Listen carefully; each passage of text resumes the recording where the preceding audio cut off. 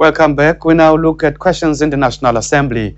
Ms. Mokgweetsi Sekgale-Diswai of the ANC asked the Minister of Health whether he had taken any measures to deal with the maternal and infant mortality rate. Dr. Motsoaledi said a number of measures had been taken. The National Committee on Confidential Inquiry into Maternal Deaths had found that the major cause for maternal fatality in both public and private hospitals was HIV and AIDS. In its approach, women and children were targeted, and the Department of Health was confident of a dramatic change in the number of deaths of pregnant women who were HIV positive.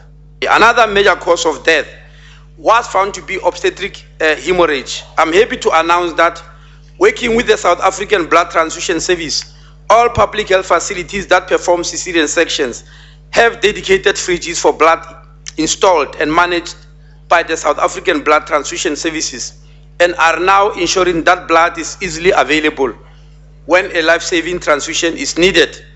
In addition, working with universities in service training programs, a process called Essential Steps in Management of Obstetric Emergencies, or ESMO for short, has been initiated. The report further identified 25 districts in the country which are carrying the highest burden of maternal mortality. The ESMO process will then be expanded to all these 25 districts in the financial year 2012-2013. Dr. Motsoaledi said provinces had now also obtained obstetric ambulances for the rapid transportation of women in labor and other emergencies. To date, 105 of these specially equipped ambulances had been purchased. A plan had also been designed to increase the number of maternity waiting facilities. The minister said a number of steps had been taken with regard to the reduction of infant mortality. The prevention of mother-to-child transmission program has already yielded good results, with transmission rates at 6 weeks post-delivery cut by 50% from 8% to 3.5% nationally. In addition, pneumococcal vaccine and rotavirus vaccines were both introduced in 2008 and accelerated in 2009 as part of our routine immunization program. Coverage has improved significantly, and this will reduce deaths in children from pneumonia and diarrhea. Research has also found that a large number of children do not survive simply because they are not being breastfed. This became worse in sub-Saharan Africa because, as part of the fight against HIV and AIDS, many women were discouraged from breastfeeding.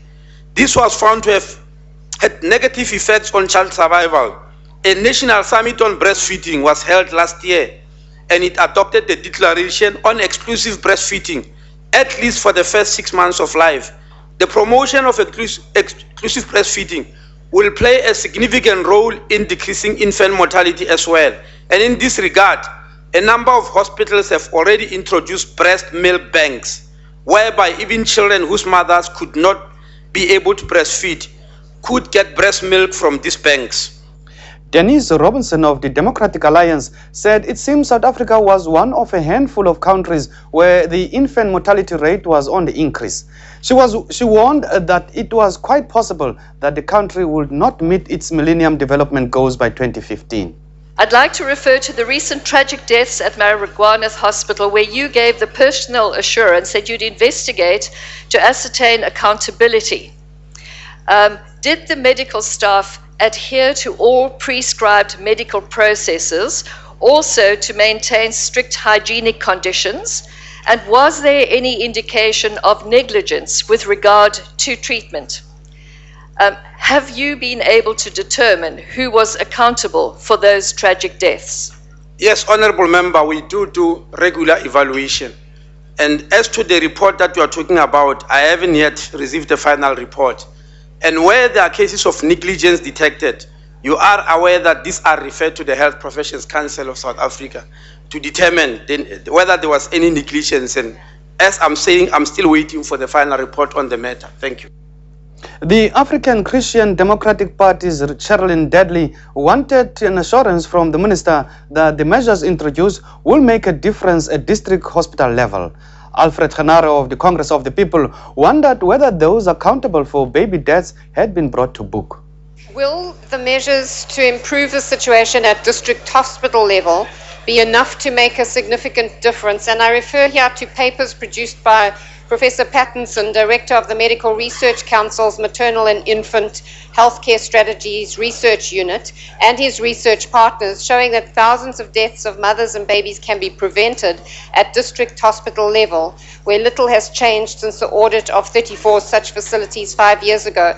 What are the challenges there? In trying to deal with the problem we've already raised, Honourable Member, we have come to the conclusion that because of lack of senior staff, especially in rural areas where senior people didn't go, we have decided to embark on the appointment of district specialist teams, where we'll have a district obstetrician, a district pediatrician, a district family physician, a district advanced midwife, a district primary health care nurse, and a district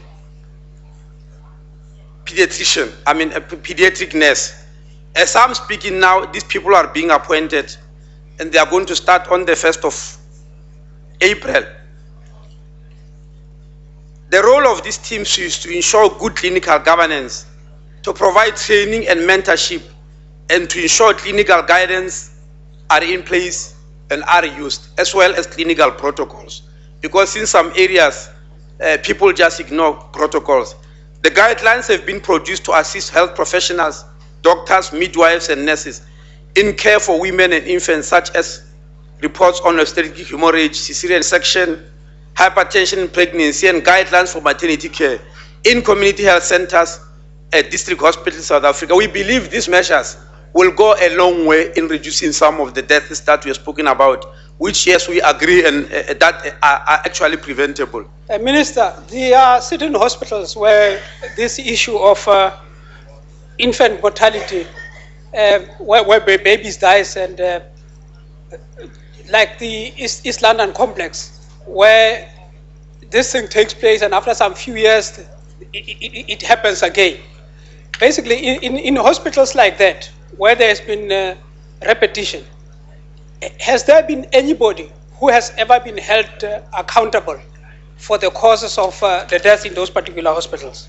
I'm not sure which actual hospital you are referring to in the Eastern Cape, but there is a report that has been released about what actually happened here, and we released it. It was in the papers, we released it publicly. There was a parliamentary question where I responded to that question. I'm sure you need to refer to that, Honourable Member.